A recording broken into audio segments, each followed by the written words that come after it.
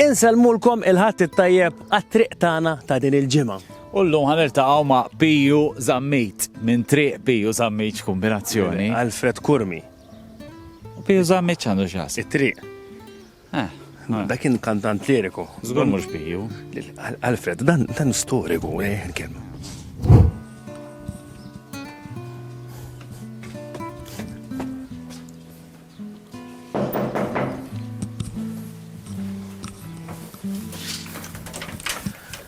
All right.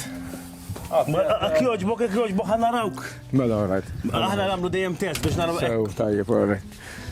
Alfred, Alfred, inti tħobb l-istorja, kont tellim tal-istorja fil-fatt. imma speċjalment taħal safi. Taħal safi sintendi u l-għanqota. Kellek xtaqsam mal-guidebook ukoll.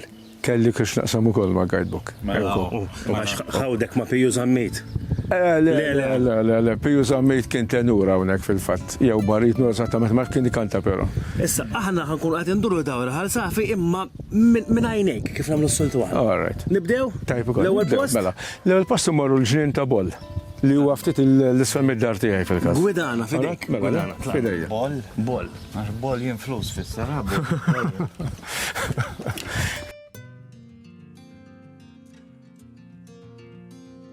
Alfred, edin qudiem ġnien Boll, x'importanza storiku għandu? Mela, Alexander Boll kien l-ewwel mexxej Ingliż ma kienx gvernatur, kien kummissarju ċivili kien jissejjaħ ta' Malta. Wara li l-Ingliżi irnexxielhom iħawdu u jieħdu Malta, insomma. U dana kien waqqaf dawn il-ġonna madwar l-irħula kollha Maltin prattikament ta' dak iż-żmien da fil-fatt għadbaqa numru mhux ħażin minnhom. Strateġija biex intaġib mal-Maltin. Kienet strateġija biex jinġib mal-Maltin u jorbot meta kien hawn l-attakk kontra l-Franċiżi, il-Maltin kull raħal kellu l-kap tiegħu. U da bil-Malti kien dawn il-ġonna kull ġnien jagħtih lil-kap tal-raħal biex jorbtu mal-ħakma Ingliża. Dawk li kienu ma aċċettawx u da bħal pereżempju miskejn Ċensu Borġ Braret li letteralment kien nefaq flusu kollha biex jgħin il-Maltin jiġġieldu kontra l-Franċiżi, dak spiċċaw ħażin. Ċensu Borġ pereżempju spiċċa eżiljat barra minn Malta. L-oħrajn li ġabu ruħhom sew ingħataw dan il-ġlien.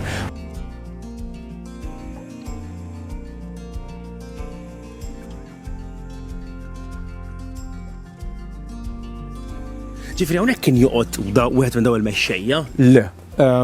Boll però jingħad li kien jiġi spiss fir-raħal bħala vileġġatura, mhux bħala vileġġatura, bħala biex jistrieħ apparti kollox, bħala post ta' mistrieħ. Il-ġnien huwa sabiħ ħadu kemm ġie restawrat propju nfetaħ is-sena l-oħra wara r-restawr bajnuna finanzjat mill-Unjoni Ewropea. U għandu wkoll strutturi interessantissimi. Hawnhekk żidnielu gazebo, pergola, eċetera. U għandna wkoll hawn isfel għandna eżempju ta' waħda mill-imġiebaħ tradizzjonali Maltin fejn kienu jrabbu n-naħal biex niftehmu. Kienet tkun kamra fejn il-naħal jidħlu minn toqba żgħira u jkun hemm miċbħa bil-Malti. Il-naħa l-oħra sfortunatament minn hawnhekk ma jidhrux imma jistgħu jidhru fuq ir-ritratt hemm 14 il-toqba li kienu jkunu konnessi ma' olla. U n-naħal jidħol minn dik it-toqba u ovvjament jagħmel il-bejta tiegħu fil-qolla. Xi wħud mill-qolol kienu tant kbar li kienu jistgħu jabitaw fihom madwar 40,000 naħla.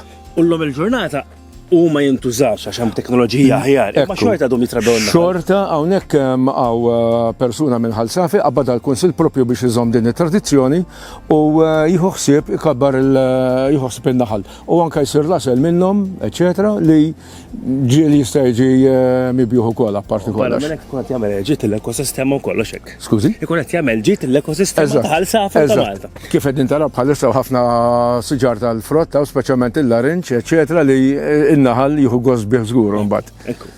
Interessanti. Il-post li jmiss? Il-post li jmiss nittilgħu daqsxejn fiċ-ċentru tar-Raħal, jiena diġà tlek kont tallim u għandna l-eqdem bini biex ngħidu hekk f'ħalsaf huwa ħajt Ruman. Tlaqna.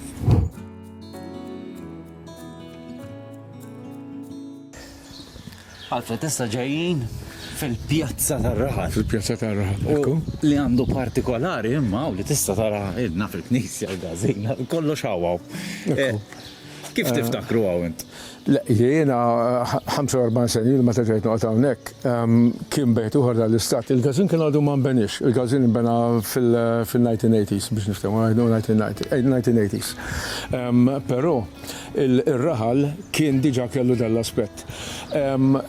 Wis aktar qabel kien però raħal prattikament agrikolu hawnhekk u fil-fatt sal-1926 nafu li l-hawnhekk anke ħafna postijiet f'Malta ma kellhomx laqas qatran fit-toroq, imma hawnhekk litteralment din il-biċċa, din il-medda qudiem il-knisja parti minnha kienet għadha għalqa.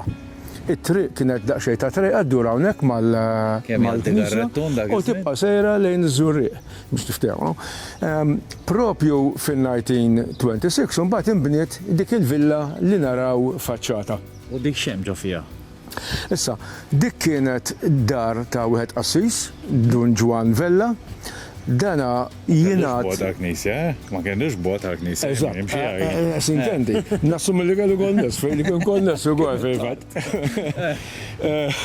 Dan jingħad li kien l-ewwel bniedem f'Ħal Safi li kellu karozza. Sintendi, il-karozza bil-forsi kella suspension tajba x'nerġa' nirrepeti. Fil-gwerra il-villa intużat anki kien taw over lis-servizzi Ingliżi bħala kwartier fejn kienu s-soldati stazzjonati hawn. U llum il-ġurnata. Illum dik imbagħad aktar tard meta miet kien tal-Knisja eventwalment għaddiet f'idejn is-sorrijiet Dominikani kienet propjament novizzati, ma llum novizzu ma tantx għadhom isibu d-Dominikani, żgur naħseb ħadd m'għadu jsib.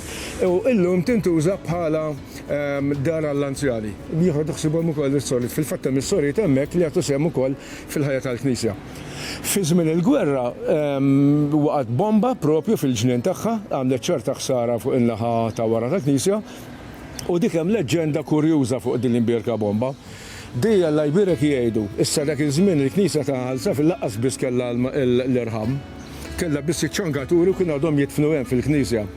U da xi ħadd ivvinta leġġenda li bil-daqqa bil-blast tal-bomba infetħet in-niċċa tal-istatwa ta' San Pawl li tinsab eżatt ma' ġenb il-bieb u Alla jbierek din l-istatwa ħarġet minn niċċa baqgħet sejra tirrombla ruħha sa quddiem l-altar. ħadd ma provama. Le, fil-fatt jekk tkellem il-Ħal Safin innifisom l-anzjani kien wieħed kien minjera ta' informazzjoni ninu. Da jkollha jgħidulek li mhux vera. Kemm infetħet il-bieba tan-niċċa u l-istatwa kemm iċċaql qed tikkaf fuq il-post. Ma tinsem isbaħ l-oħra, tgħidux għalejk. Fetaħ il-bieb u danu il-ħajt li xi darba kien parti minn xi ħaġa rumana, Dan fil-fatt l-qdem bin l-insibu ġol l-intern ta' Ħal Safi biex ngħidu dan kien bħal ħafna oħrajn madwar Malta, villa farmhouse ngħidilha jiena Rumana. ċoħe kien ikun hawn is-sit Ruman li kien ikollu ħafna artijiet mad-dawra. Dak iż-żmien l-industrija ewlenija ta' Malta kienet tkabbir tas siġar ta' żebbuġ biex intasar bħala żejt u kien joqgħod fil-post mal-familja tiegħu, mal-iskjavi, mal-ħaddiema tiegħu, eċetera, u kienu hawnhekk mela kienet din il-villa. Għandha ġebel kbar immens, hawnhekk taraw din li huwa wisfel hija il fuq minn 2 metri u 10 ċentimetri twila. U attwalment kienu qegħdin f'posthom jew le? Daw f'posthom, qegħdin f'posthom. Dan huwa kull ma baqa' mill-villa. Bħalma għandna pereżempju il-villa ta' San Pawl mill-qi u postijiet oħra madwar Malta. 99% is-sidien Rumani kienu kollox jagħmluh ġoddar tagħhom. Fil-fatt anke tfin 99% kien ikun privat tagħhom.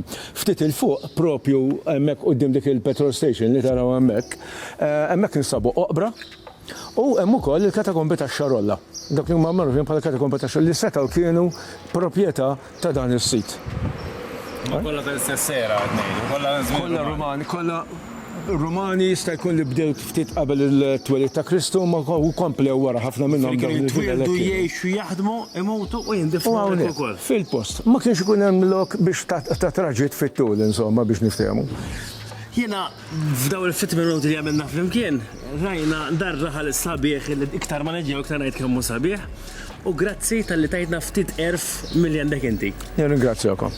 Thank you very much. U għal-ġimgħa d-dieħla.